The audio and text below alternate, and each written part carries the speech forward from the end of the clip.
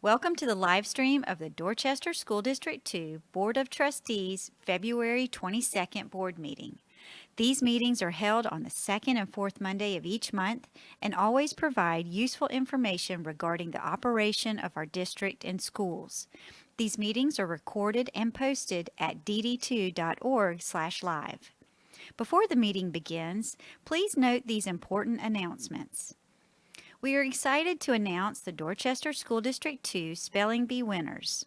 First place, Dominique Dawson, Rawlings Middle School of the Arts, 7th grade. Second place, David Knobloch, Oakbrook Middle School Virtual Academy, 6th grade. Third place, Kaylee Tonzola, Alston Middle School, 8th grade. Fourth place, Lorelei Hay, William Reeves Elementary School, 5th grade. Fifth place, Noah Littlejohn, Rawlings Middle School of the Arts, 8th grade. DD2 will be sending our first, second, and third place winners to the Post and Courier Spellbound Spelling Bee. The following are important dates to keep in mind. March 1st through 5th, interim reports. March 2nd, the National Education Association's Read Across America. March 8th, Board of Trustees meeting. March 8th through 12th, National School Breakfast Week, and March 22nd, Board of Trustees meeting.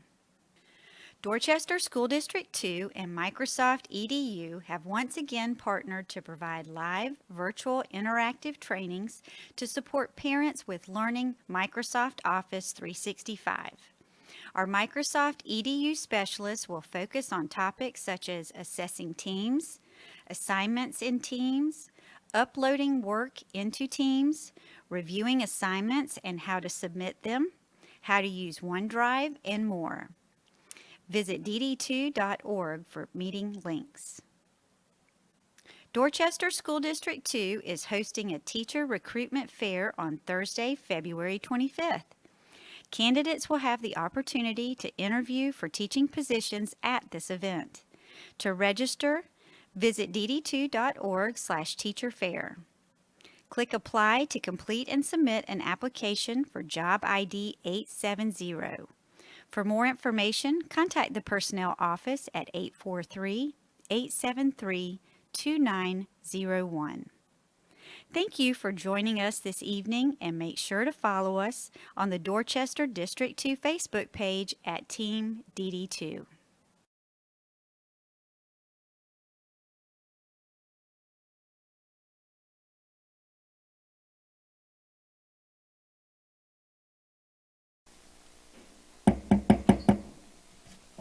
Good evening, everyone. Thank you for coming tonight, and thank you everyone who is joining us virtually. I'd like to call this meeting to order of Monday, February the 22nd, and I need an approval of the agenda, please. So moved. Motion made by Mr. Guthrie, second. Second made by Mr. Farnsworth. Any discussion? All in favor? 7-0. Welcome and invocation tonight is by Miss Wimberly. Please join me by your heads if you so wish. Dear Heavenly Father, we come before you tonight with humble, open, and loving hearts. We thank you for the many blessings you have given to us. We thank you for our students and families. We thank you for our district leaders and administrators, and we thank you for our teachers and all our school staff and personnel. We ask that you bless each of them abundantly and that you watch over them and keep them safe in all that they do. We pray that each day we will continue to seek your wisdom and that you will give us guidance, courage, and strength. Be with us tonight as we meet and help us to make wise decisions for the good of all those who have placed their trust and confidence in our leadership. Give us the insight to lead with integrity, that all our decisions might reflect what is right and good. We ask all these things in your name. Amen.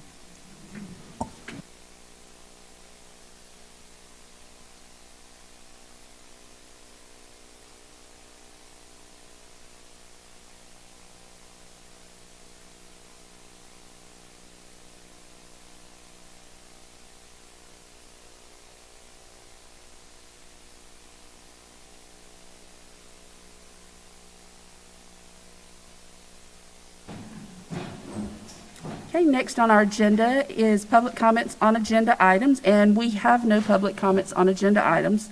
So I'm going to move on to the approval of the minutes. Board members, in your packet, you should have received the meeting minutes from February the 8th, 2021. I need a motion to approve those. I'll make that motion to approve. Motion made by Ms. Robinson, seconded by Ms. Crosby. Any discussion? All in favor? 7-0. Next would be Ms. Rayner with our school highlights.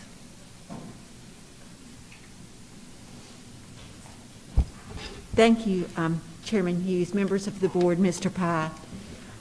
We had a lot of excitement last Thursday at Givan's Alternative Program.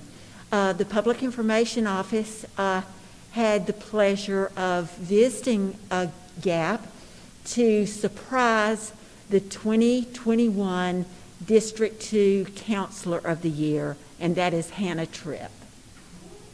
So, Hannah.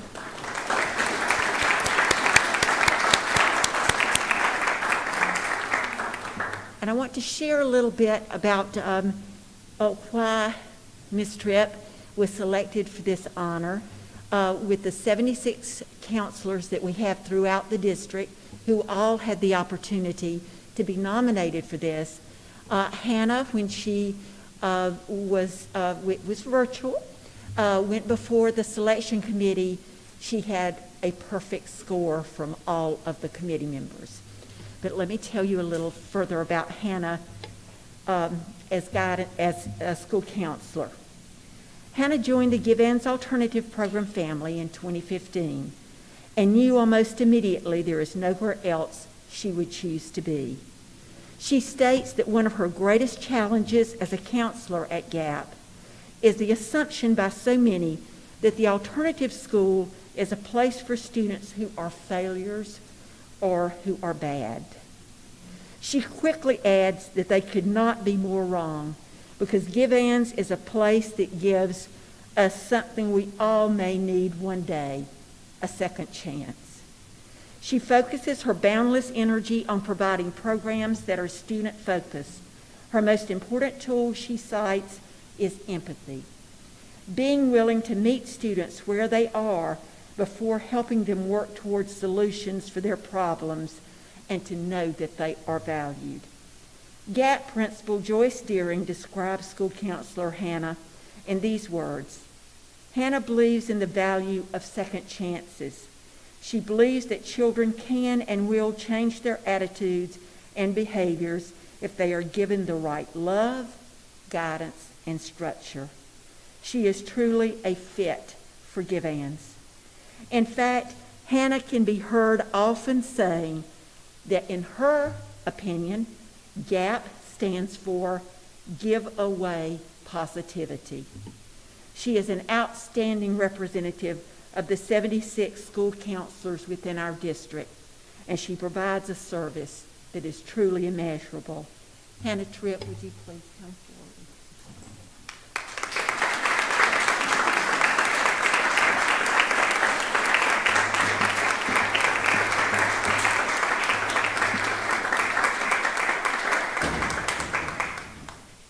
And I'll give social distance.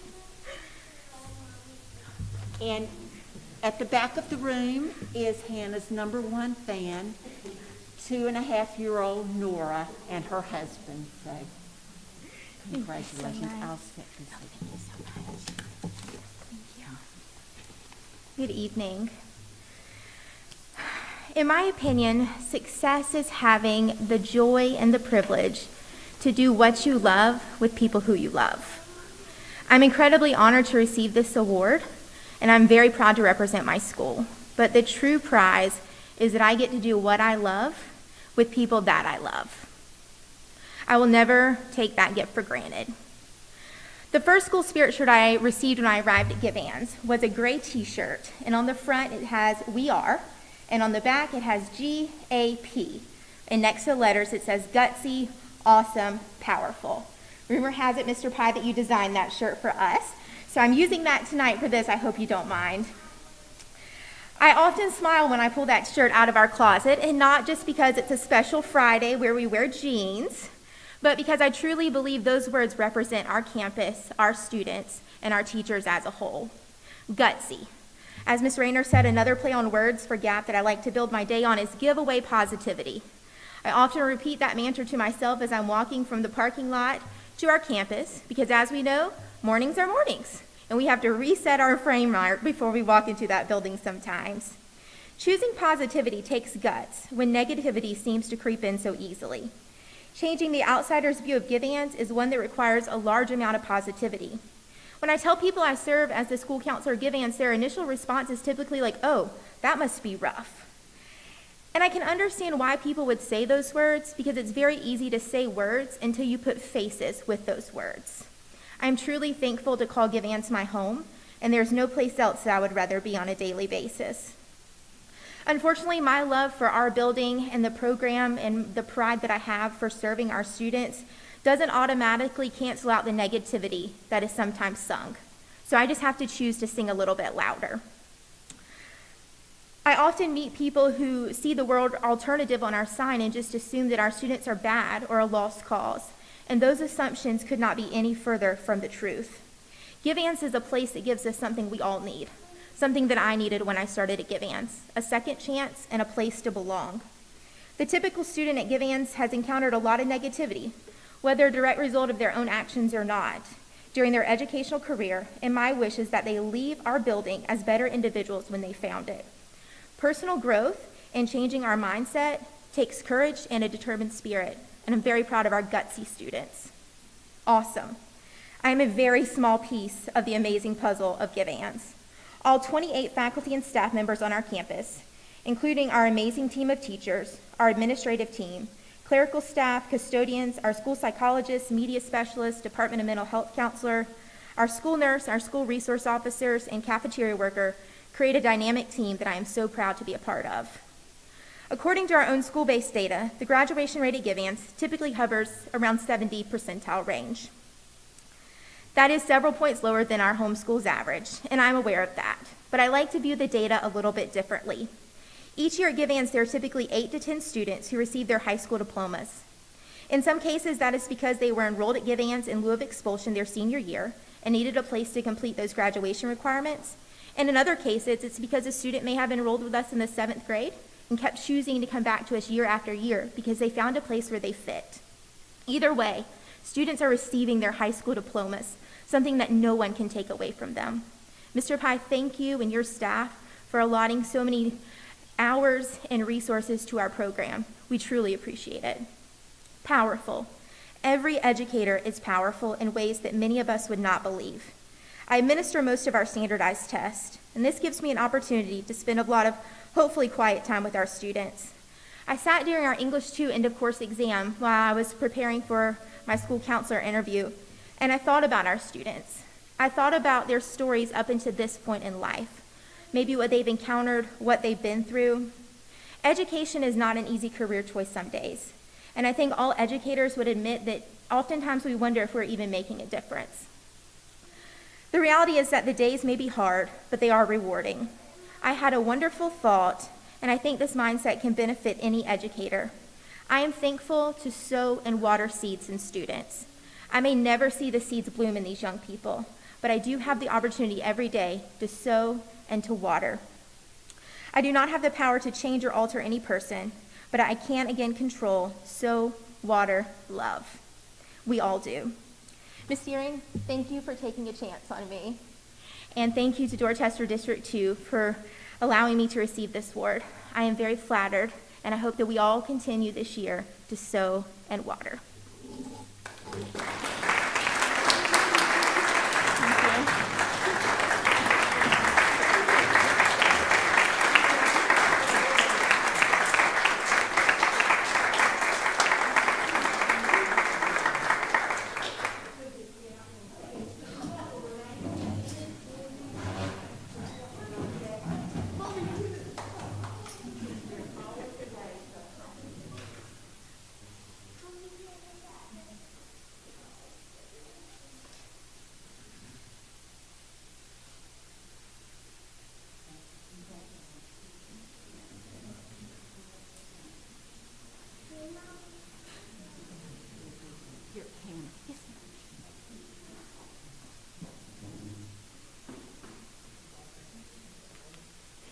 And now we have another very special recognition. We know that we have staff in our schools that are just absolutely beyond the pale of what they do for our students every day.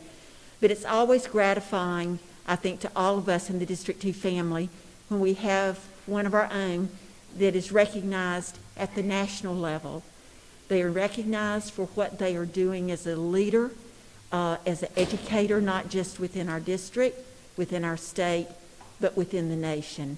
And we've had the opportunity to celebrate with Meg Scow, who has recently won a national award. So I'd like to invite Jason Walsh to come forward and tell you a little about Meg's award.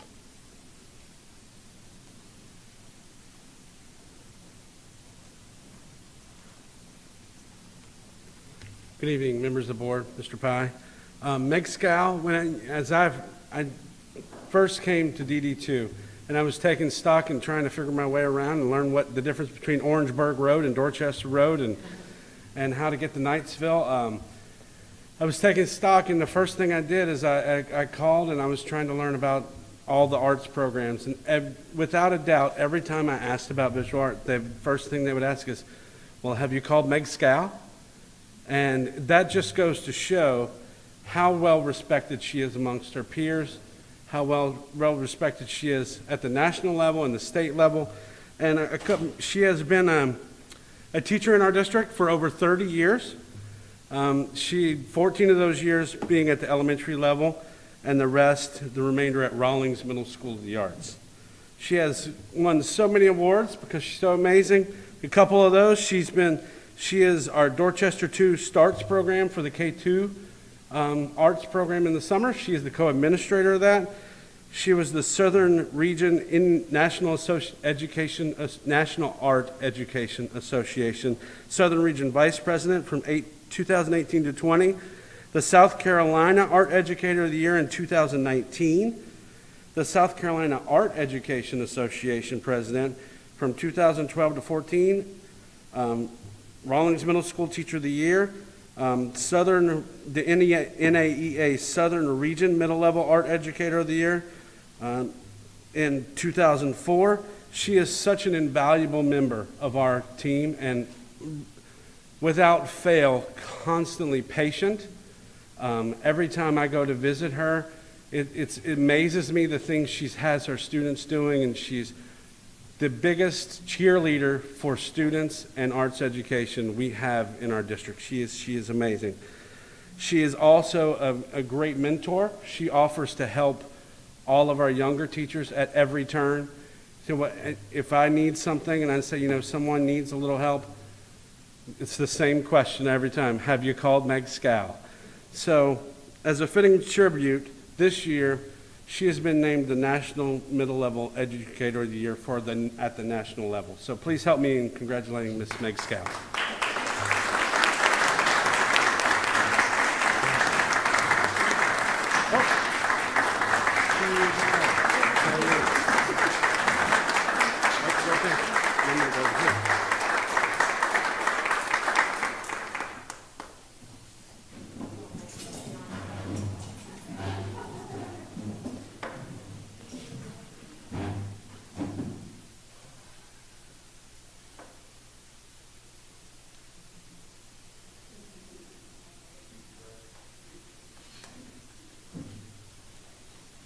Thank you, Ms. Hughes.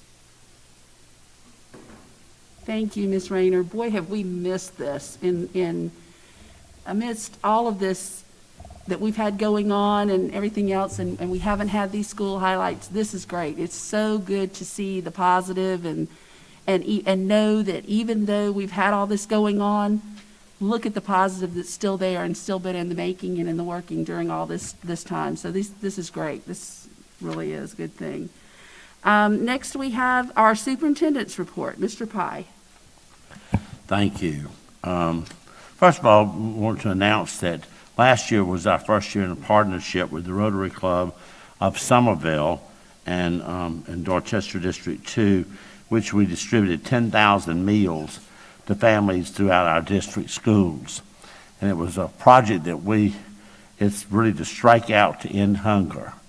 Very important. We engaged our students and our school personnel, along with business partners and community members, to do something very worthwhile. Now, I was very worried, as Ms. Hughes and I both were.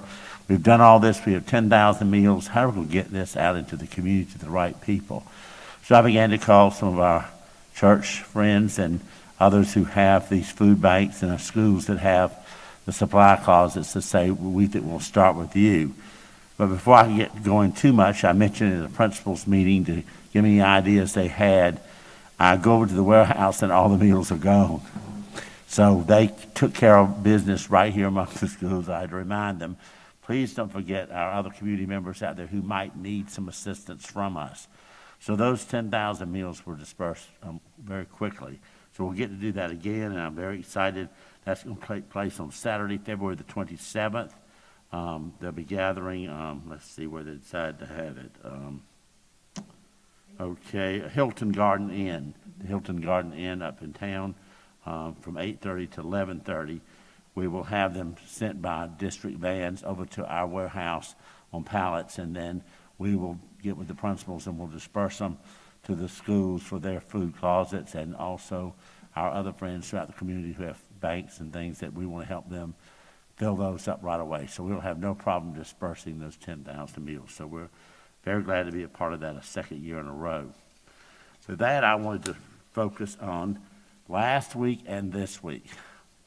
Last week was our, fifth, sixth opening of school, the first official opening, in which we went back face-to-face, full-time, 5 days, full days, even though we've been practicing with hybrid and those things, which definitely paid off. Having those few weeks that we did between e-learning and getting to this was worth it. I know parents were very impatient and was like, let's get on with this, go straight there.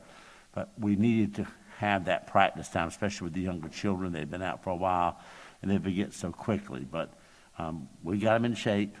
The first day was a wonderful day in elementary last week as we visited all the schools in the district, had district office staff throughout the district, and we met to talk about what we saw. We had one success story after another success story.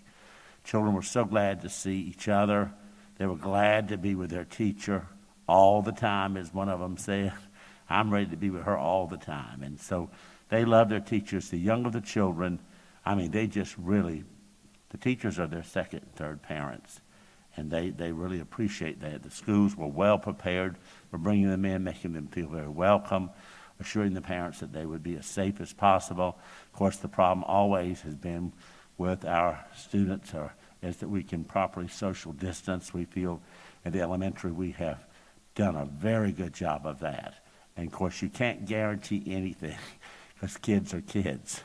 And when they get together, they might forget. But I didn't see one student in any schools reported nowhere did we have an issue with masks.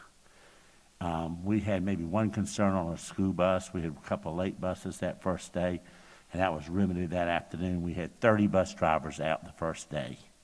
30 were not able to run their routes, and we have to use every bus we have and every driver. So that it was a miracle that we got those buses to and from, running double routes and all the things we had to do, because the high schools are on the end of that. And even though we had some delays, it was really insignificant by the end of the day. So that time we built in to clean the buses earlier and to make the transportation work really has paid off. We've become very efficient at that.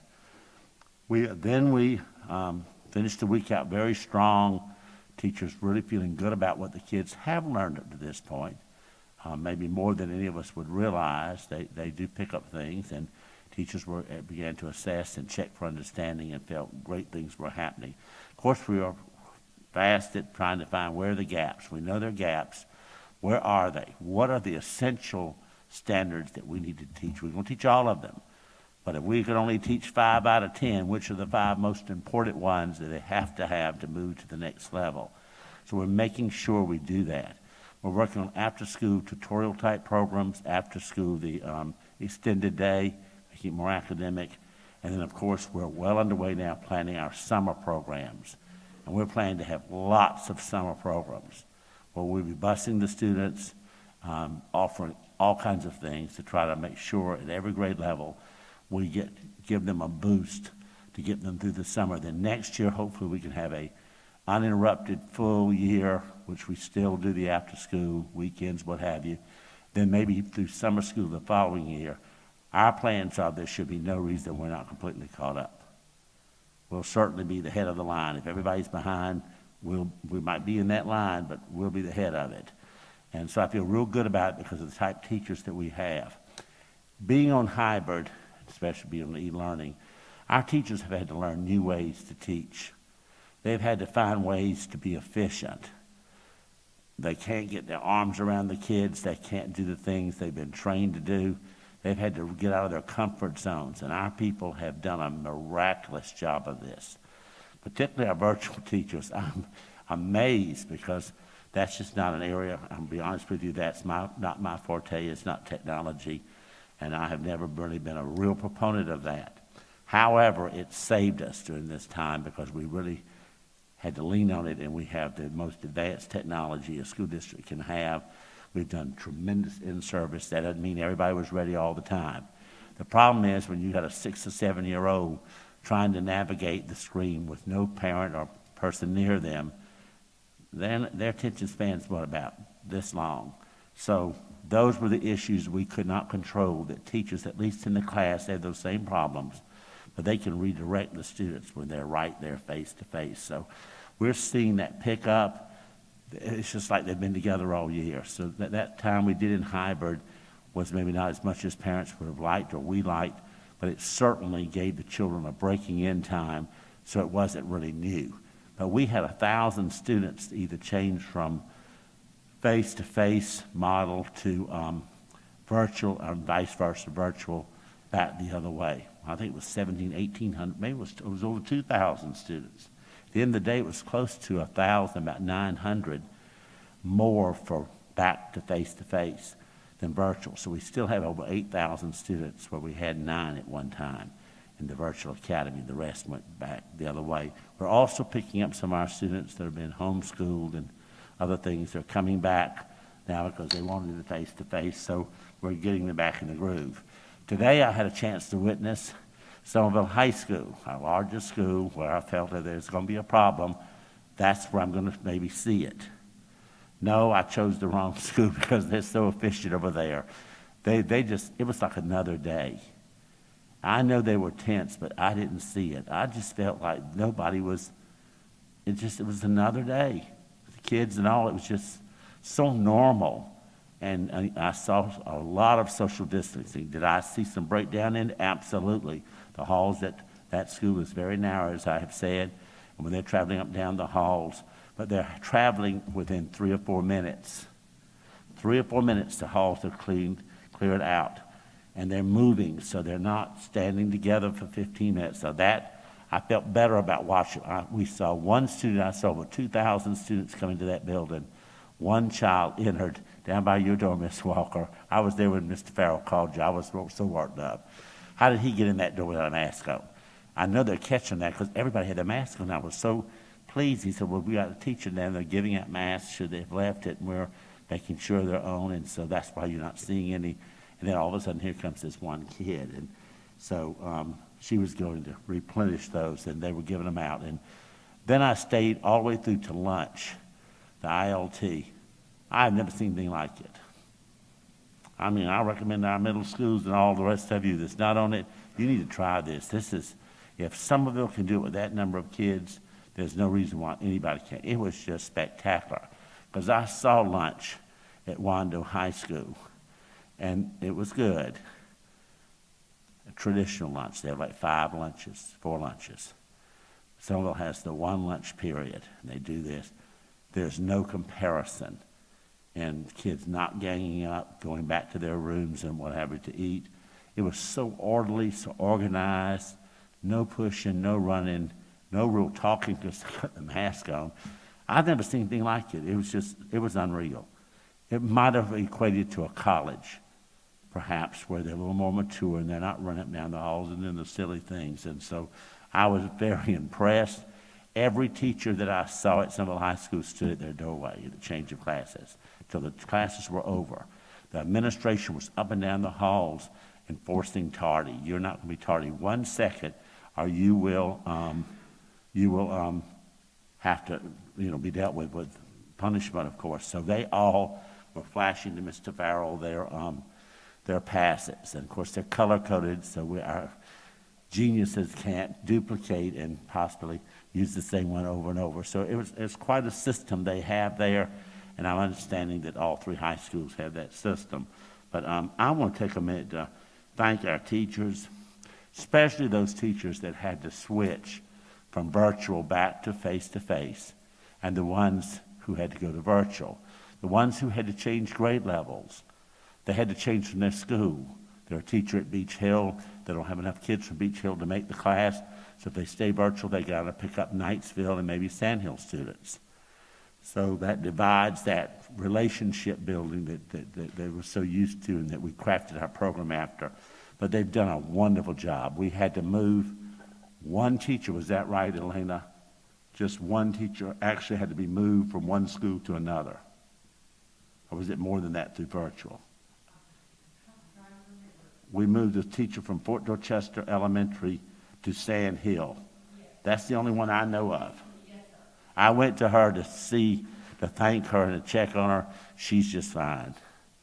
She's going to be all right. Of course, she lives down in North Charleston, and that commute to Fort Dorchester is a lot closer than it would be at Sand Hill, but Sand Hill is quite a wonderful school, as is Fort Dorchester, and I think she will miss her friends, but she quickly told me about all the friends and relationships she was building thus far. So we were real pleased that she accepted that and helped us out with that, so we could get all the kids in the classes. Elementary is capped at 24. If there's any class, like a gate class, there's 25, they're moved to a bigger room is what they've been told they have to do. So 24 is the cap. When you get down in kindergarten, first and second grade, it's usually around 20. And nice sized rooms, especially those kindergarten rooms are real big. So I'm walking in there, it was a lot of movement. Teachers still had a lot of tables and things around the room to make it look like a first class teaching environment. I was very impressed with that. The high schools are capped at 28 because that's what we saw at Wando that made a believer out of me that it could be done and keep the 3 feet distancing and what have you. And the kids all said they could see through the plexiglass. They'd been using it for several months. So those were some concerns that I had, and the teachers having enough room to teach across the front of the room to keep a 6-foot distance. That was, in every moment in Somerville, that was so. Of course, there's a few rooms that I probably would still take another table out. There were some science labs that perhaps I would use the science lab tables, not just the front part with the desk, and spread them out even more. And we saw it both ways, and we talked to teachers about that. But by and large, it was just wonderful. Great attitudes. Elementary and high school teachers were glad to be in their classrooms. They were glad to see the kids.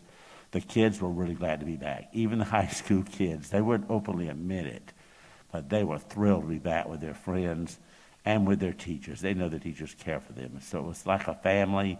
They had been reunited, back together. They had been separated for a while, and I just could feel the spirit. It was a great. I was at Sand Hill a good bit, the whole day, morning, and I was at Somerville High School. 2 top-notch programs. But my staff reported in. They visited all the other schools in the district, and we got the exact same reports. We had, like today, Millen High School total, there were 7 late buses. All the high schools, all of them, had everybody in within 5 minutes of the first bell. We've never had that regular school all year anytime. I mean, that's unheard of. It's usually 15, 20 minutes. 5 minutes first day. And I don't know how many drivers we had out, but my guess is probably on Mondays, and with all this going on, it's probably we still had a lot of folks out and still made it. Then the lunches, Sodexo got that through the both places. That moved pretty fast. We're taking the lunches down in the elementary grades to the classes they eat in the classroom. They're not changing classes. The teachers, if they have a reading teacher and a math teacher, the 2 teachers just switch when it's their time to share that room. Special needs teachers are moving into the classroom. We're using their classrooms to house bigger classes. So they're going into the classroom teaching that way. And of course, when I was principal many years ago, we were so crowded, those teachers weren't ever afforded a room, so they had to go to room. So our people in that right, Meg, y'all have made that a wonderful thing, an option. You should have done so well, we might not have thought to do it again, but everybody did it, and there people just working together, doing things they never dreamed they would do. It's the spirit that we're on this together. So I very much appreciate that. I want to thank the administrators. How many times do we ask people to change their schedule?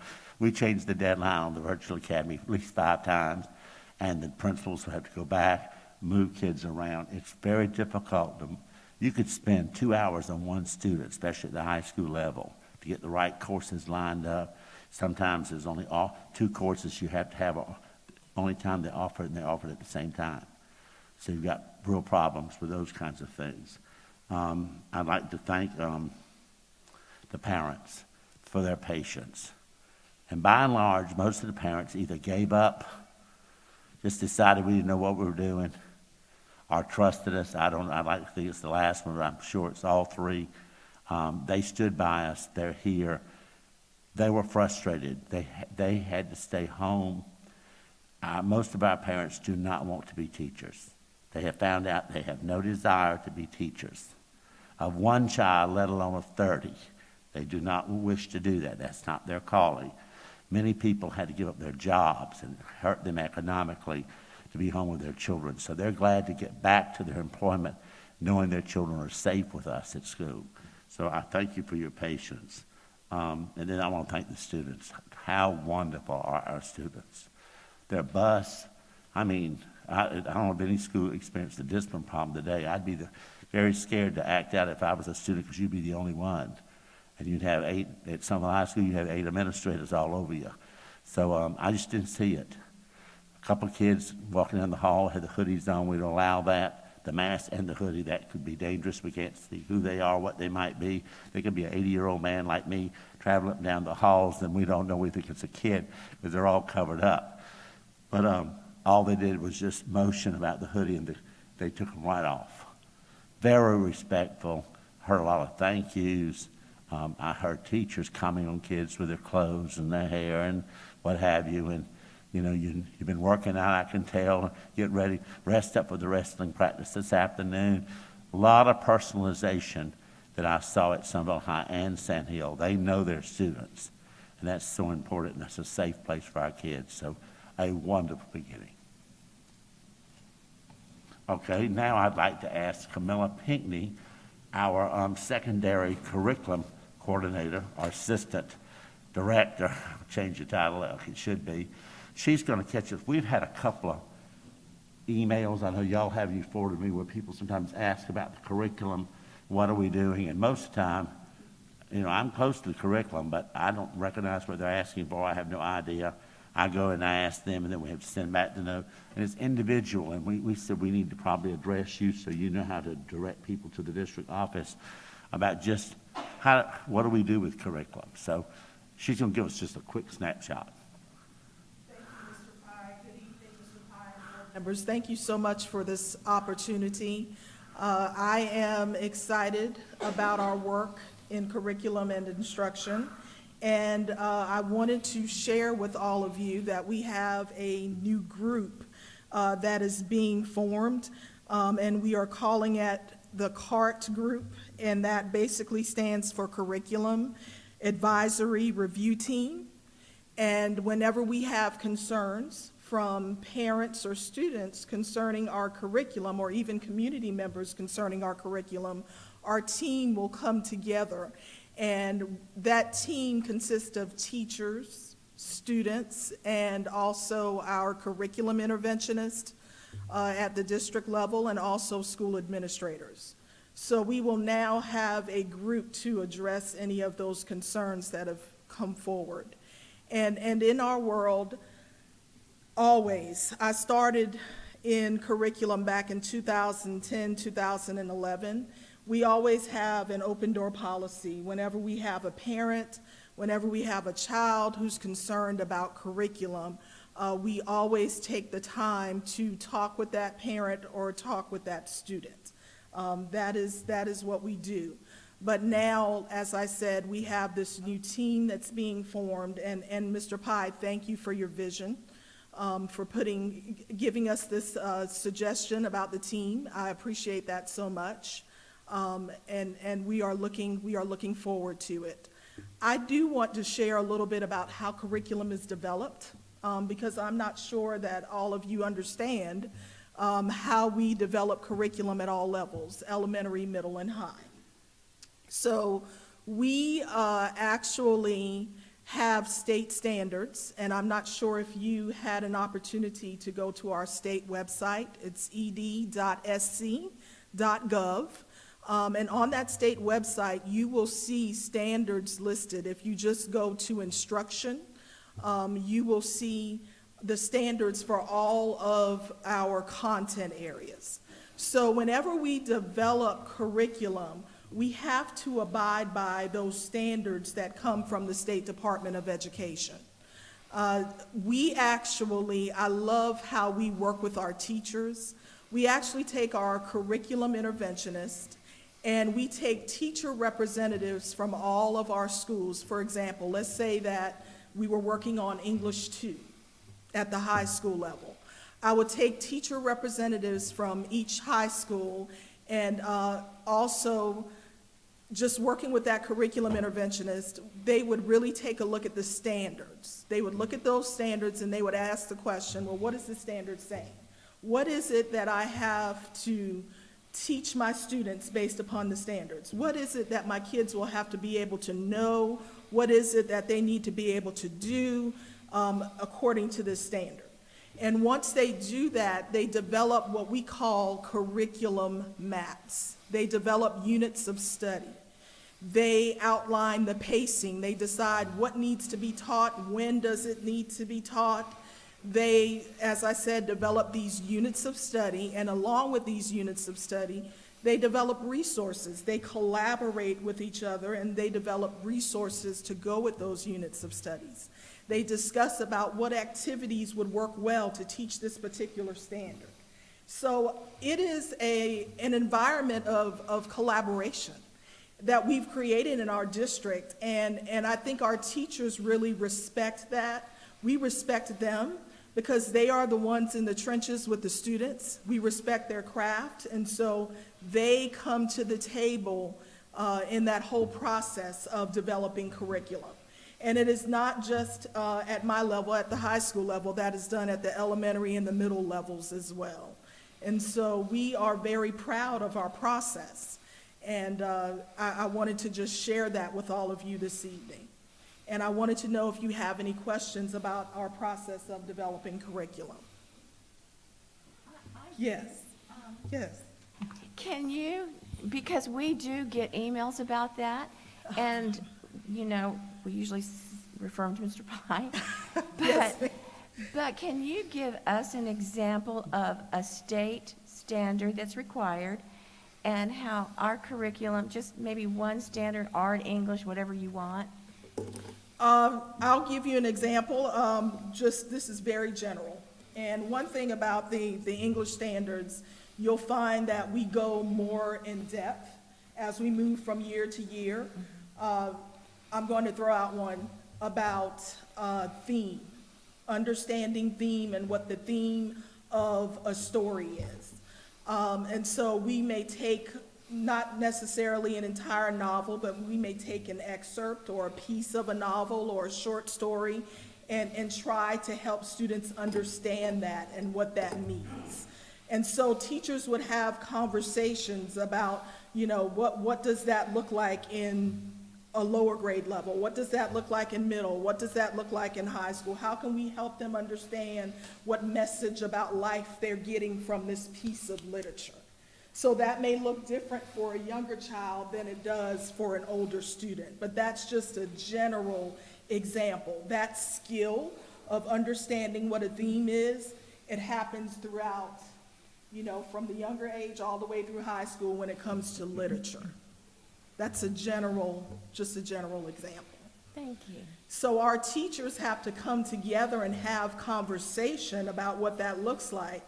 And they have to talk about what resources will we utilize to teach that? What activities will we do to teach that to make it really stick so students understand it? Does every school do the same, or is there wiggle room that different schools can do different? That is an excellent question. So that leads me to the next part. So when we actually develop our curriculum, we have a curriculum repository that's electronic, and the name of it is Atlas. And so within that system, we actually house all of our curriculum maps. So our teachers district-wide, whether you're a new teacher or a veteran teacher, you click in and you log in and you go to your course, and you will see the units outlined there. You will see the pacing, and you will see what resources go with each unit, what standards tie with each unit, what should children know, what should children be able to do by the time they are done with this particular unit. So all of that is outlined for them electronically, and teachers can actually access it that way. So district-wide, whatever my English 2 curriculum maps look like, district-wide, all of my teachers across the district will be able to access that map and follow it. Thank you. Just to follow up with that, but teachers do have some autonomy in their classroom with what they're, I mean, I understand they have to follow that map. Correct. So sometimes you may see that, a teacher may have a different way of teaching theme, just using that same example, than another teacher. We, of course, do not want to discourage a teacher from doing that. They have a right to do that. But when it comes to collaboration, I think the key thing is we have created these professional learning communities within our schools. So if teachers within a school are teaching a certain course, they have time within their day to come together and collaborate. So they have PLC times where they really talk through what they're going to do. So teacher A and teacher B may have a different way of delivery, and that is okay, but I think at the end of the day, it gets to the root of what we're trying to get them to teach. It's the same end result. Mr. Farnsworth? Yes, So, either way, so just as a point of clarification, because the other piece that I think we see, so we talked a lot about our curriculum internally and how that comes from the state and that sort of thing. Correct. When you look at, say, an outside organization, for instance, say a PTA, the PTA groups, or maybe a teachers association, whatever that outside group may be, that offers some sort of program or initiative, correct me if I'm wrong, but I don't know that there's a way, the district really, obviously we don't regulate any of that because it's outside of our purview. So you're talking about it coming inside of our district to be taught in our classrooms, because it's presented by an outside organization? Correct. And I guess that goes back to the curriculum question. Correct. So what we call them, we have curriculum writing teams.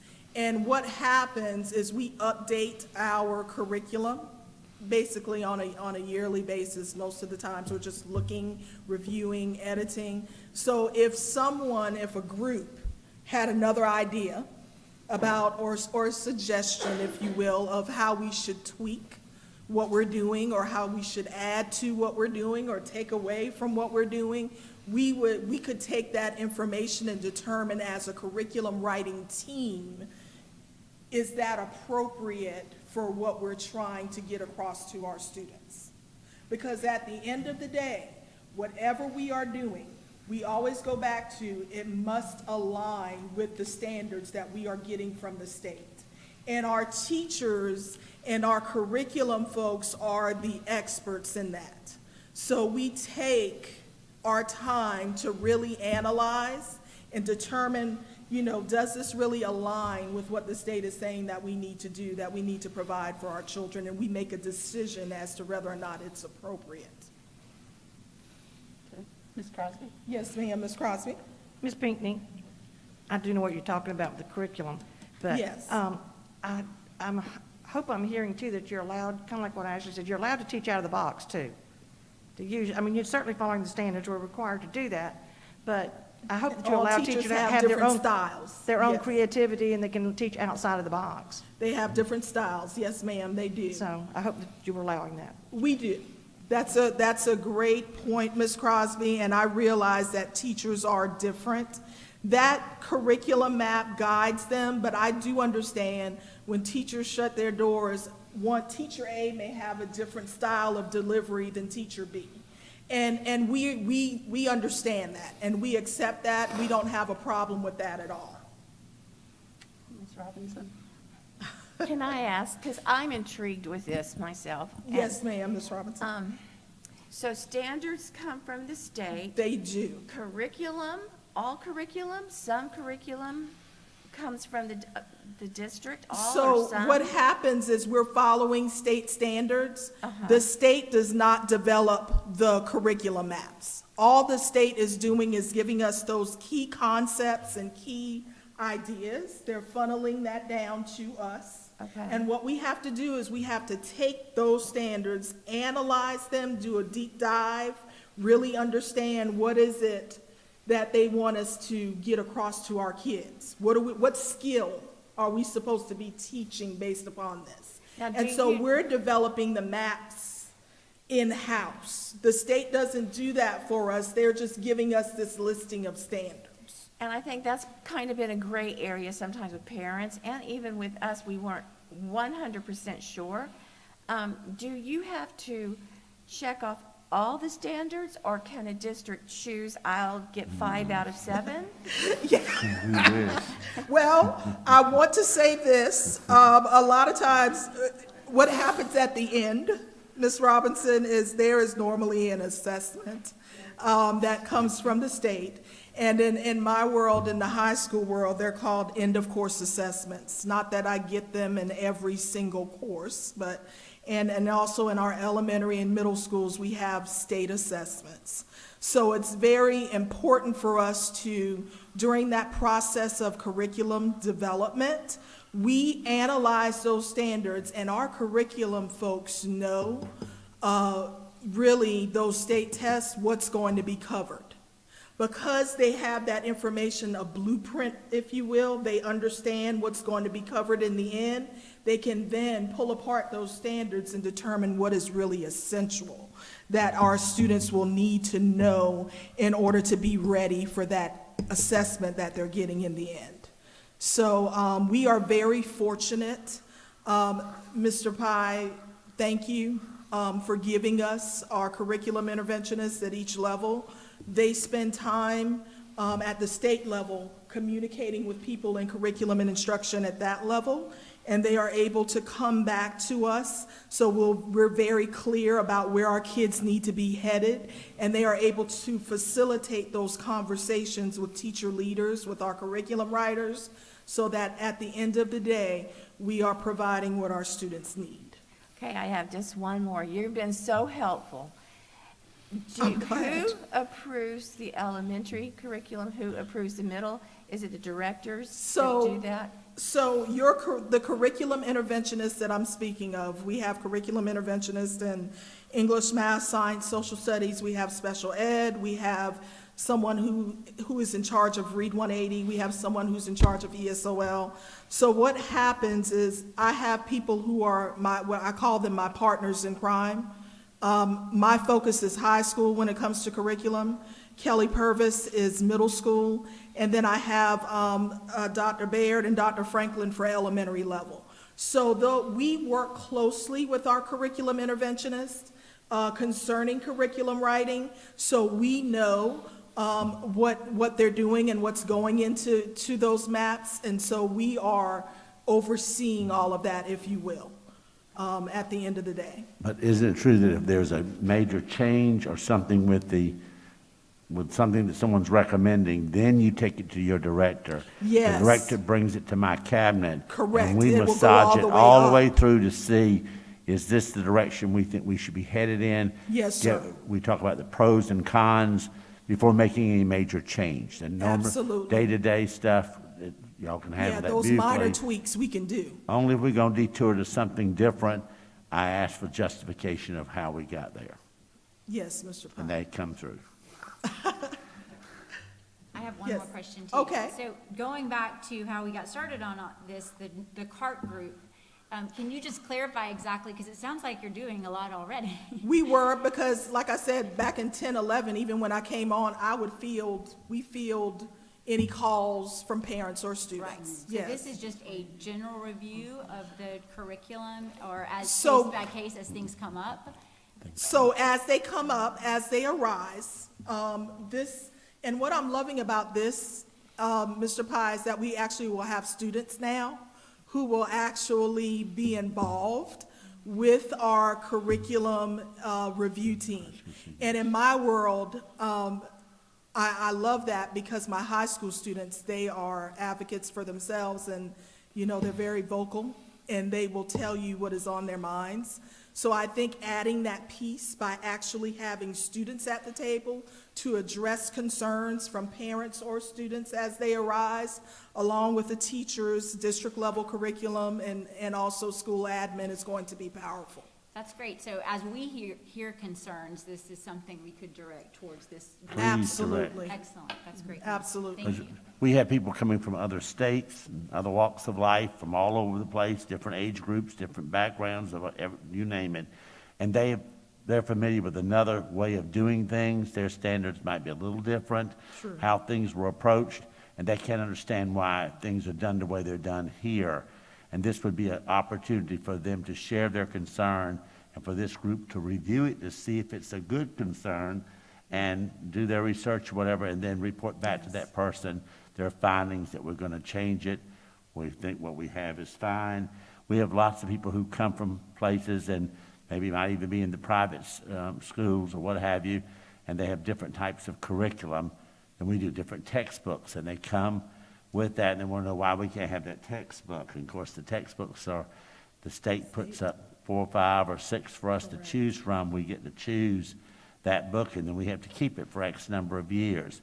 No, we're gone are the days that we teach page 1 to the last page of the book. We have to do other kinds of resources. There's no book out there is published just for South Carolina and South Carolina standards. It's got all the states in there, and we try to find the one that best correlates to the most of our standards. 95% would be great, 90's not bad. We don't want a book that does 50% of the standards, because that means the teacher has to supplement the other 50, give the kids an equal playing field. So it's really a chance for anything that might be contested, questioned, to come before a group that can talk about, is this something we need to change, we need to get communication out on, or move on with this, rather than getting in the case of censoring things, doing it because one complaint, we react to that, and we're making decisions when it doesn't have to be made. So I think it's going to be a fair way to just sort of hear the concern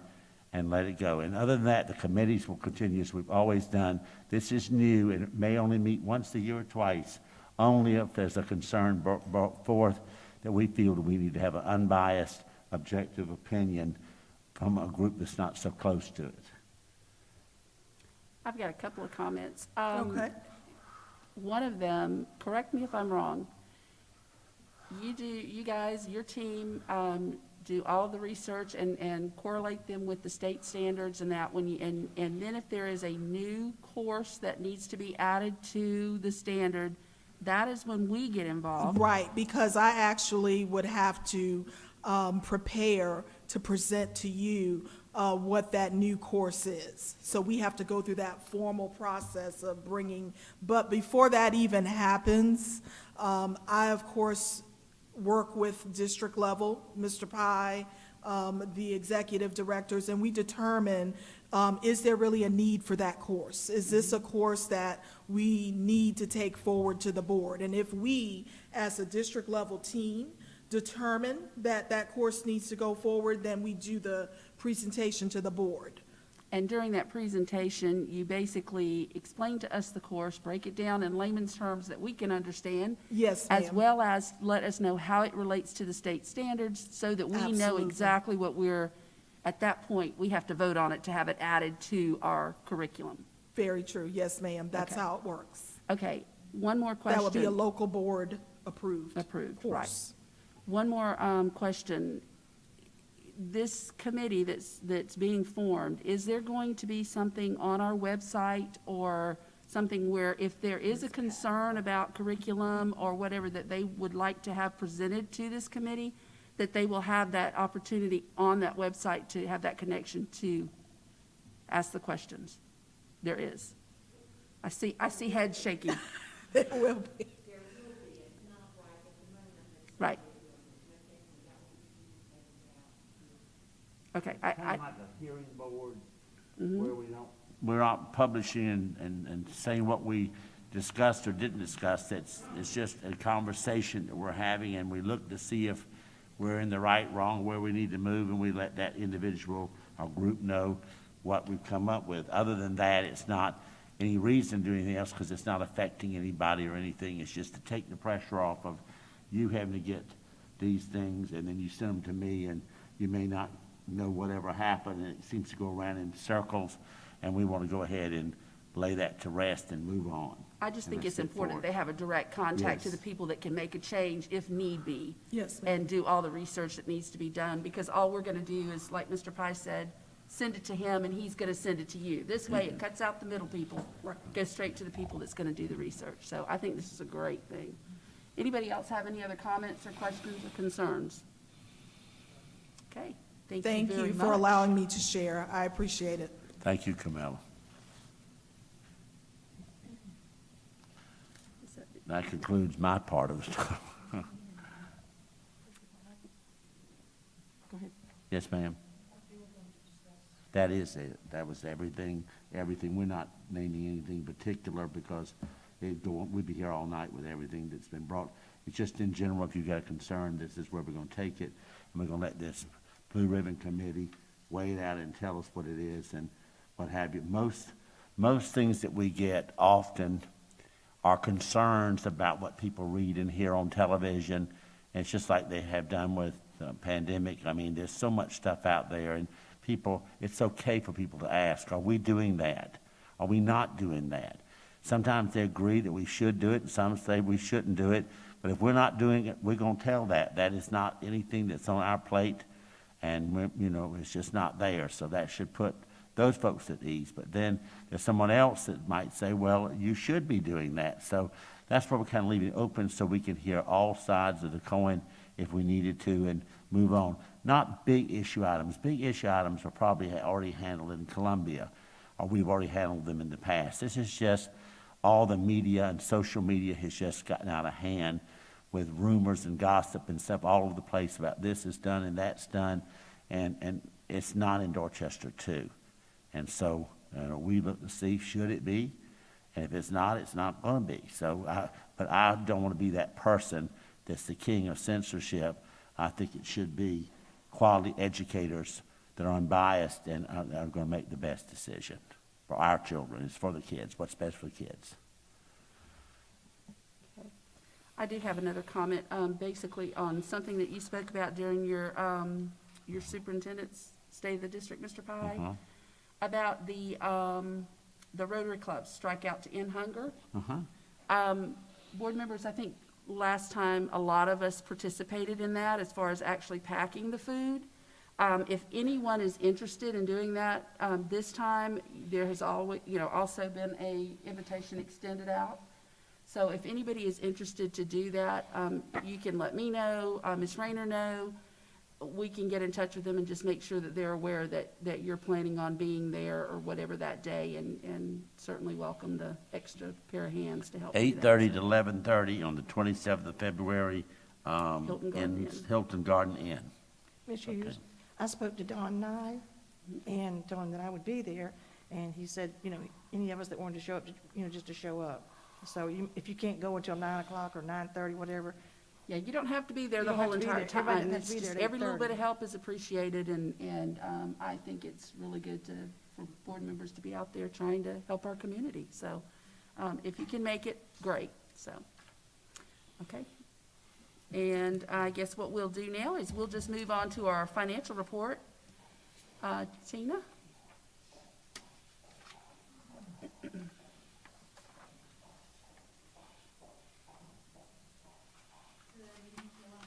board members, and Mr. Pye. I would like to do a finance highlight before we go on to our board report first, to highlight something great that's coming out of Columbia. We don't hear that all the time, so let's have a highlight about that. So the Senate Education Finance Committee met to discuss House Bill 3609. Not sure how many of y'all have kept up with that. That is in regards to a teacher step increase. As you'll remember, the state is under a continuing budget resolution, so they froze all step increases for this year, so we had to follow suit, so no one received an increase for this year. So that bill has been discussed and is moving to the full Senate Finance Committee tomorrow, which is being delayed from last week when they were supposed to meet. They had all kinds of other issues to discuss. They didn't get around to this one, but it's still moving forward, so this is good. So this is going to allow teachers to get a step increase, which for us is about 2% for all teachers. And one thing that wasn't in the original bill was an understanding that the fringe benefits would also be included in this. So we didn't know that before, so that is good news. That's a highlight. That's so good. So I wanted to share that with y'all as a finance highlight coming out of Columbia, so that's great. But Tina, what's the impact of anybody outside of that group of teachers receiving the 2% step increase? Because that's only teachers up through 27 years, is that correct? Yes, sir. What about our veteran teachers that have 28, 29, 30, and administrators, our classified workers? Usually, we in the past have tried to give everybody the cost of living, whatever the state does.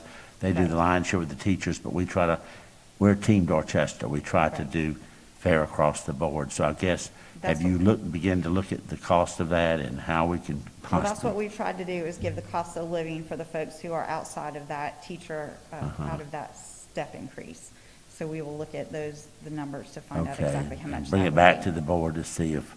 Yes, for sure. Okay, good, thank you. And that will be for this 2021 year, whereas we weren't sure if that was even going to happen in this current year, and they're trying to push it through so that we can have that this year, so that will be great. And also, we did include in our budget, as we're going through a budget report, I'll show you on our revenue and expenditure report. So the first page on your financial reports for December 2020 include a comparison with 2019. We look like we are rolling in the dough right here for our assets right now. Just let me point out that you will see something different this year versus last year of a tax anticipation note of $18 million. So when you net that out with the 51,000 or 51 million, we are right in line with where we were last year. We had borrowed that money. The board allowed us to enter into that tax anticipation note program in case our revenues came in slower than normal for this year. We just weren't sure how the state monies were going to flow in or the county monies. So we have started paying that back. We're going to pay it in over 3 months. And we're doing fine for our cash. So we look like we're rich right now, but we're okay. We don't have extra money to spend, so we're right on target with last year. A little bit of savings where we have our fund balance, where you can see at the bottom, our fund balance from the beginning of the year was higher than last year. We did have some savings from last year. So on the next page of your revenues, expenditures, and change in fund balance that we just talked about, the top section is your revenues, and we did receive a little bit less in our local property taxes this year as compared to last year at the same time. We're going to keep an eye on that because taxes may have just come in a little slower with COVID. Maybe people were paying a little bit slower. Hopefully we'll see an increase in that. We have until March 15th before those taxes go into delinquent, so we're keeping an eye on that. We have a few weeks left to go before March 15th. But the state revenues are coming in just as expected, so we're okay right there on the revenue section. For expenditures, we are doing better than our budget, better than last year in most areas. You'll see just one area where we were higher than last year, and unfortunately that's due to unemployment claims that we had to pay for when we were closed. So that's just a small amount right there. The next page is our food service fund balance sheet. As compared December of 2020 versus December of 2019, you'll see that we don't have the due to general fund that we carried over from the prior year of the 1.7 million in our negative fund balance of 700,000. So that makes us in a much better financial stance this year as compared to last year for our balance sheet. And then for our revenues and expenditures for the food service fund, we have a timing issue every month when we submit our claims. It doesn't come in until the next month for the food that we have served. So we're always a month behind with that. So it looks like we're $500,000 to the not good, but actually we are right on target with being even. Also in your packet, there were the school activity fund balances for the general operating, and then also the trust for all of the elementary, and then another report for the middle and high schools. There wasn't anything unusual in those. Unless y'all have any questions about any of those, you just let me know that. And that's all that I had for the December financial reports. Any questions for Ms. Meunier? I just would suggest if people wanted to send something to the senator, I think that meeting is tomorrow afternoon. It is at 3 tomorrow. o'clock. So it's not too late to go to bed. Please say yes, pass this. Couldn't hurt one less. Go for it. Another thing that if anyone would like to get in touch with their senators is the way that they would determine which folks get it is on the actual people that we, the actual methodology versus the average. So if we can receive funds on the actual people instead of just an average, that would be more helpful to us as well. Ms. Crosby? When you said the lunches, it made me think, Mr. Powell, when will the kids transition to hot lunches? They already are. 'Cause I was thought just- they she were was already talking about there. it. I haven't been in the lunchrooms, but Have they- today they had the sandwiches, the chicken sandwiches were definitely They're hot. already doing hot lunches. They should be hot lunches now. Just like Brayden hadn't been there, so I didn't Oh, know. well, yeah, they started the first They day. started first day back. Okay, I didn't know if they were doing hot lunches yet. They were told Braylon wasn't there. by me, I expected hot lunches day one. Ms. Wimberly? Could you explain that last thing you were talking about with the actual versus average, please? So the methodology that was presented in the bill stated that they would send us money on an average of our teachers that we have instead of our actual. So we actually go into a system where we put each individual teacher and how they're coded. So that would be our actual versus just an average of what they would take for us. I'm not exactly sure how they would calculate the average, but we would like the actual. We would probably receive more money if we did Correct. the actual. Correct. So if they did the average, do we make up the difference, or did they just not get it? We would make up. I think we would make up the We difference. would make up the difference. It's been our Okay. policy to, Okay. as Mr. Pye said, to be a team and for everyone to Mhm. receive something. Any other questions? Okay, I'm going to need a motion to approve this as information. Motion made by Mr. Mitchum. Second by Mr. Farnsworth. Any discussion? All in favor? 7-0. Thank you very much. One other item that I have under the finance section is you receiving your board packet, a resolution. This is for the acquisition, use, and security agreement that we enter into every 3 years for our teacher laptop refresh for technology. So if you so would please vote on a resolution to authorize School District Number 2 of Dorchester County, South Carolina, to enter into an acquisition, use, and security agreement for the purpose of acquiring certain equipment in an amount not to exceed $4.1 million. I'll make that motion. Okay, motion made by Mr. Farnsworth, seconded by Mr. Mitchum. Any discussion? I have a question. Since all of these kids received computers last year, do they have to come back in at the end of the year to be refurbished during the summer? Yes. They We'll be will- taking them back up, isn't that what we decided? They have to check them back, and we have to make sure everything's working, and then they re-signed back to them.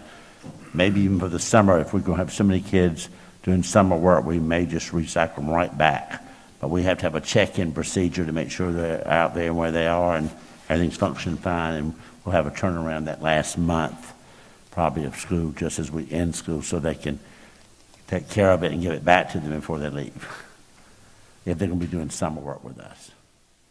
Hopefully they'll want to keep it and they'll want to do summer work then. That's the incentive we're trying to use. I think that's two different things. That's student laptops. That's a Here we're different- talking about teacher. This is for the laptops. Oh, the Teacher teacher, laptop I'm sorry, the refresh. teacher, the laptops is what she's talking about, but she asked about students. She asked about teachers, yes. No, she was asking about teachers. I'm No, sorry. she asked about She asked about the students. students. I The was answering resolutions for the students. teachers. She did a good job with the teachers, but I was doing the students. On the student line, so the 4.1 million, do you remember what, was it down in 3 something last go around? It 3 was- years ago? It was $3 million for the It was laptops. right at 3 million, And then right? we had other technology equipment that we purchased. We could purchase security systems. We have started that project, so if we have any additional money from this, which we should have. Well, and then everything is leased through that program, is that correct? We are purchasing it over 3 years. Okay, so so for We'll own instance, the laptops that teachers have right now, we own those as a district. Do we Correct. then, so now that they're coming to their end of life, do we put those out on the surplus, like the state surplus? Do we get anything back from those? We haven't put those out on surplus. We've used them as spares and given those to other areas, other groups. I don't think. Utilizing those with smart employees for teaching assistants this year. Some of them did not have those in the past, so once we refurbish these new ones, have those out, pass them out to the teachers, then we can give those other devices to those who need them. Gotcha. And we're creating 4 or 5 or 6 parent centers at the churches in the district throughout the area, and we will be furnishing the computers for those programs, for them to do tutorial work all summer, for kids who can't get to our sites or doesn't meet their parents, whatever. They're there for childcare during the week, during the day, which we wouldn't be offering. Then they can have access to a computer that otherwise they would not have, maybe. So we're going to be furnishing those on top of the ones they have. Long-term subs, substitutes, those type of things, that's always a need. Sure, yeah, so we'll make good use of the old ones, absolutely. Right. Well, some may only be a year old, some may only be 2 years Sure. old. As new teachers, we've had to buy new ones, you know, with the broken stuff. So all of them are still in pretty good shape. Yeah. And I apologize for all the questions on that, but when we, so specifically on the teacher laptops, on the new refresh, Yes. I know when we did the student laptop program this past year, we had all sorts of meetings and we brought students in and they looked at them and we all figured out, hey, this is the model that we want to go with because of these reasons. Do we do something similar with the teachers? And the reason I ask that, I think we found out this past year the technology requirements on our teachers and what they're dealing with. I have a teacher at home, so I see what she deals with on her laptop. Well, they've got So the they very don't have- best one made for the money for the district, same as the students, with every bell and whistle known to man on it. And we went up very little in our cost, even though we added plenty things. We doubled the RAM, all that stuff. Everything's been Memory. doubled. I mean, this is the cameras on it, the microphones on it, things that they don't have now. It's a total different one. There's not a better one made. And it's the one they liked when they saw the student one, but this is the student one on steroids. Okay. So they're gonna love this one. It's Yeah, no that's what I want to question. make sure, because again, I know we had webcam issues because the. This is the best older one. ones Yeah, didn't have it's this webcams, one so- is a 2-in-1 laptop, tablet. It's a Pentium processor, which is 4 times the speed of their current Celeron processor. It's got 16 gigs of RAM, which now they typically have 8. It's got 256 with a solid drive, which they have a 128. It's got your camera, it's got your microphone, it's touchscreen. It's got the comprehensive warranty on it, so better battery life and quick charge, so it can charge very fast for them. So we're very excited, like Mr. Pye said, it is really a nice device. Thank you. And Mr. Pye, We're gonna surprise them until you ask that question. I know in the past, we have done exactly the same thing with our computers that we have put out in the computer recycle area, is donate them to the community, correct? I mean, we've used them in learning centers and that kind of thing. Right, but they're still as connected to well. the district. They're still our property. Exactly. Yes. Right, but I mean, I'm just saying, we have donated those or put those in learning centers to make it available for parents as well. So we already have some of those learning centers out there, is what I'm trying to say. Yes, correct? but we're creating 4 or 5 new ones. Right, okay. And so, but it's going to be based for homework. We'll probably have to work with anybody working with us with our equipment. We're going to have certain criteria they're going to have to fit. We're just not going to give away stuff to, programs out there. It has to enhance our students, and it has to be a way that they're offering tutorial, children a chance to work on their assignments that they're doing summer enrichment or extension or whatever we're doing. So it's all part of reinforcing, because remember, each child should have their computer, but the problem is that some of the kids won't enroll with us, but they'll go to this church from over the summer, and then we'll see them in August. And they would have missed the whole summer with us because we don't know they're out there. So they would be in this center and using, what's going to be their school district stuff eventually. So it's all going to come back to help us. We should have plenty to work with anybody that needs to work with us in a partnership that it's benefiting. It's just not what we'll give you. We're not giving away where they don't have to, because they were paid for with state money. So technically, they belong to the state of South Carolina. They let us have them, but we want to have some criteria, which we will. But we used to have to try to not auction them, but that's how we sell other equipment that we have, surplus. But we decided that this kind of stuff doesn't go real well because you can't guarantee the work, or the warranties are off. And so we kind of want to use them till they fall apart, and then if somebody can use some to few spares, we'll try to do that. But by and large, when they go, they go. And we just replace them with another spare as long as we can. Okay, so I need a motion to authorize School District Number 2 of Dorchester County, South Carolina, to enter into an acquisition, use, and security agreement for the purpose of acquiring certain equipment in an amount not to exceed $4.1 million and other matters relating thereto. Motion made by Ms. Robinson, seconded by Ms. Crosby. Any further discussion? All in favor? 7-0. Okay, thank you very much. Thank you, Ms. Meunier.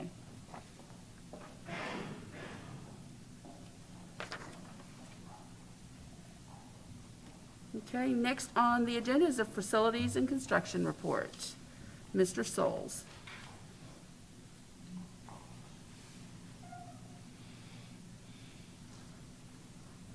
Good evening.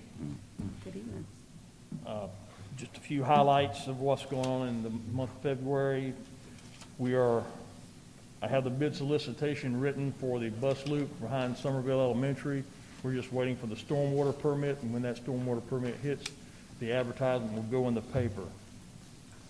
Over at the new middle school behind Beach Hill, the construction documents have been issued. Building permit from OSF is pending the specification review. It should be coming in probably sometime this week. Also, this week, we should be getting our land disturbance permit issued. And probably by the end of the week, there's going to be some activity on site. We're going to try to get some of the Connex pre-staged out there and some equipment, get ready to clear land and start building our new middle school. Also, the selection process for a third-party inspection firm took place last week, and we're waiting to award that to a third-party inspector. The district office renovation is going well. Over in Wing 1, we have that building. It's so phased inside the building that we had to separate each little report out by the Wing 1, Wing 2, Wing 3 in the front building because there was different stages of completion going on. Over in Wing 1, we're getting the final coat of ceiling paint in, and the lights are being installed, and that's coming together pretty quickly. Wing 2 is right behind that. Wing 3, they're getting ready for paint, and they're completing the rough end of the plumbing, electrical, and mechanical in that part of the building. The front wing is the wing where we had the issues where we had to wait for some structural upgrades underneath, and that has come out of the ground and gone vertical, and it's the floor joist insulation is about to be complete. The mechanical, electrical, and plumbing is continuing to go very well in that part.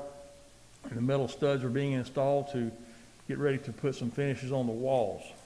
And the elevator shaft, the MEP roughing is complete, and the fireproofing probably completed today. If not today, with the rain, we'll get it done tomorrow. That, in a nutshell, is what's going on in facilities and on the big front. Okay, any Any questions for questions? Mr. Souls? No? Okay, Th- thank you very much. Okay, next on the agenda is our personnel report. Board members, in your package, you should have received the resignations of, for the 2021 school year, or excuse me, 21 school year. I need a motion to approve those, if everyone's okay with that. So moved. Motion made by Mr. Guthrie, second. Seconded by Ms. Wimberly. Any discussion on it? All in favor? 7-0. Okay, next on the agenda is our board committee report, and I'm going to turn the time over to our budget chair, Mr. Mitchum. Thank you, Ms. Hughes. Hello, everybody. Let's see. Is there a calendar that you can put up there by chance? Well, nonetheless, it's okay. Board members, you have a calendar in front of you for our upcoming budget meetings for 21-22. We talked a little bit about, originally on the calendar, there was a meeting for March 24. I think everybody is in line to say that we could have that workshop prior to our March 22nd meeting, which is 1 month from tonight at 4:30, so that way we can go through our initial budget presentation. There's not going to be as much information as that meeting as there will be on April 21st, so we would probably stick with our Wednesday, April 21st budget workshop where we ask for public input. The rest of the schedule is usual and customary for this type of, to move this budget forward. Looking out, you see May 3rd is where we have another public hearing for our budget presentation, and then we approve the budget to take to county council on May 6th, and then on Monday, May 10th, we would present that budget to Dorchester County Council, and hopefully they would go through their normal readings, and Monday, June 21st, we would be able to have the third reading of Dorchester County budget, which would make our budget official. That being said, if there is, I don't know if we need a motion or an approval to set the calendar, but I would like to ask that we do consider that March 22nd at 4:30, which is prior to our normal board meeting, as a change from what was originally given to all of us. Okay. Yes. In lieu of the 24th. Okay, this is coming from our budget committee, so with it coming from budget committee, we don't need a second on this. Are you, you're putting this out to us as a motion to Yes. approve it? Okay, so we don't need a second on this. Is there any discussion? Okay, all in favor? 7-0. Thank you. Thank you, Mr. Mitchum. Okay, next on the agenda is public comments, and we do have a couple of public comments. And we're going to begin that one with Mr. Philip Hall.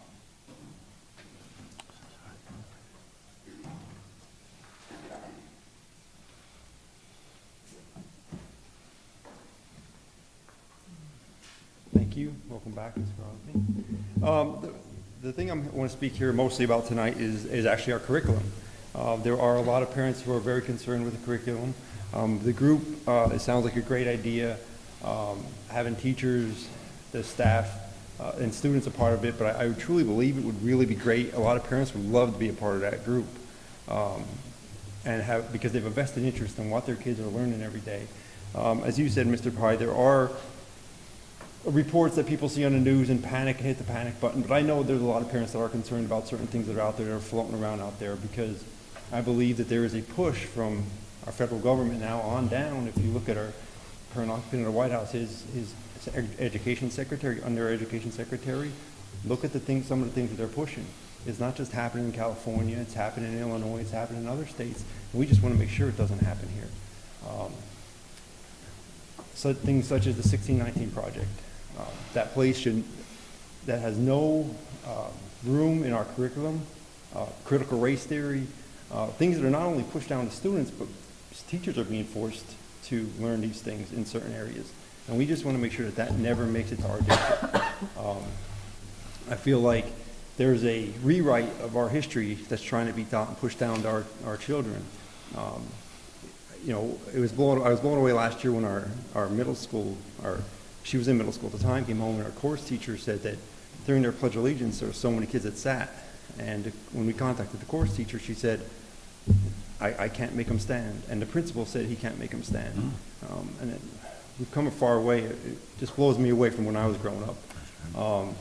So we want to make sure that our kids are taught that this is the greatest nation in the world. People literally die trying to come here and trying to rewrite our history and give a false narrative and step on those who bled, sweated, and died, making this country what it is, should never be okay.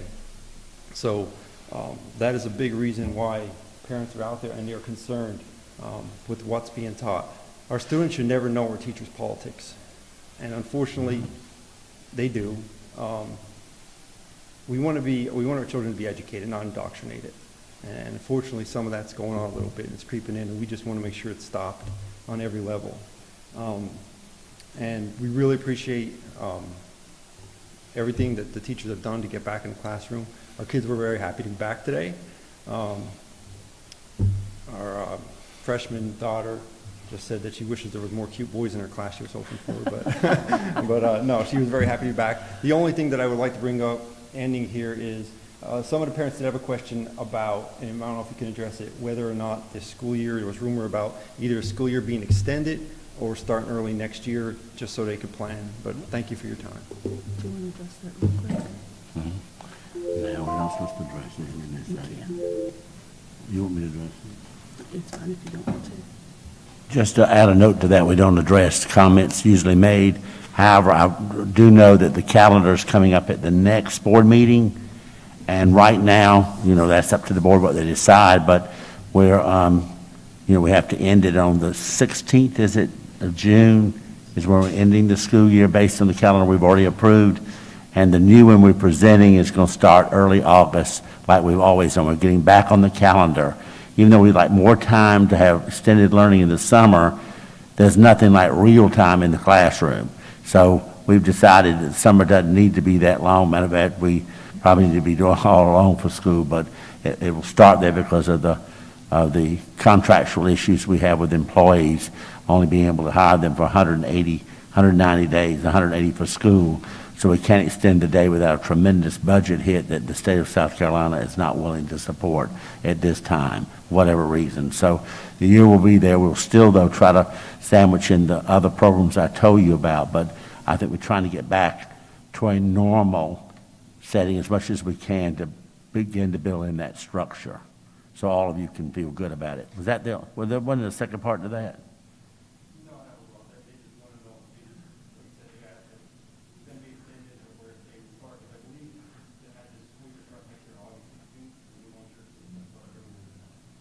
I believe it's probably still the 16th. It's a law as to when we can start it. We can't start any sooner. We're starting the first day we can start. And no other districts ahead of us. So it's almost what it's always been the last couple of years. But that'll be coming to the board at the next meeting, and I know you'll be here and you'll get to hear firsthand what we're recommending. Okay, next public comments is Mr. Jason Brockert.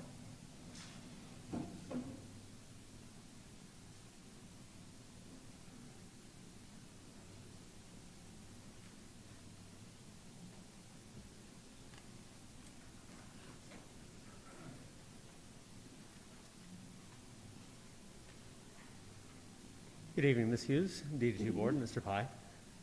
Thank you very much. One of the things that I'd like to address that I've kind of left off the past few, today's board meeting got started off on a really good note, and I love that. I think that you should consider moving awards and presentations to before the public comments to get that thing taken care of before any potential controversial stuff has to come up here, right? The board meetings are always very informative. The last few months, there's been a lot more controversial discussion. it would be fantastic if all the awards always came first and we didn't make the guests have to wait. So, and obviously I know that you can't address my comments directly, but that's just food for thought. I want to give a shout out to all of the school's nurses. I know we've appreciated the staff, the faculty, the transportation staff, the food service staff, and I want to give a special shout out to the school nurses who are, importantly, are frontline in our schools right now. So with class loadings back up full, we need to make sure that things are being addressed, and I know that they're in the forefront. So a lot of appreciation there. I know I've sent some comments to all the school board members, and I've gotten some good responses. I'm very thankful for the feedback that I've gotten. And I was put in touch with Ms. Rayner for my comments about transparency and what's available on the school's website. So I'm really happy to have that open conversation, and I'm always happy to have honest and clear feedback. So I'm really looking forward to, and actually a lot of the conversation tonight has been about some really good information that has yet to show up. We're talking about the curriculum and being able to look at those roadmaps and being able to potentially have some other input. So I'm really excited and looking forward to that stuff being available. And this is actually just for tonight's. I kind of feel like some of the agenda items, such as the teacher's laptop refresh, just kind of showed up on the desk right before it was voted on. It seems a little counterintuitive to me. Usually I get a chance to go through and ask those questions about what exactly we're spending the money on and what are we getting our bang for our buck before it's out in front of everybody. So again, food for thought. I think that those things should be available before the meetings. And as we talked about how we're wrapping up this school year, obviously transparency.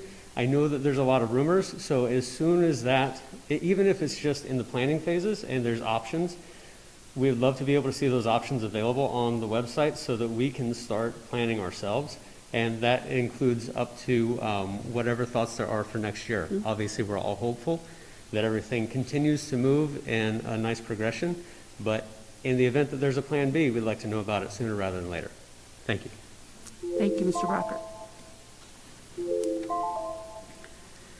Okay, I'm gonna need a motion to go into executive session for legal advice regarding the Somerville TIF. So moved. Motion made by Mr. Guthrie, second. Second made by Mr. Mitchum. Any discussion? All in favor? 7-0. Thank you all for attending, and we will be back after our executive session.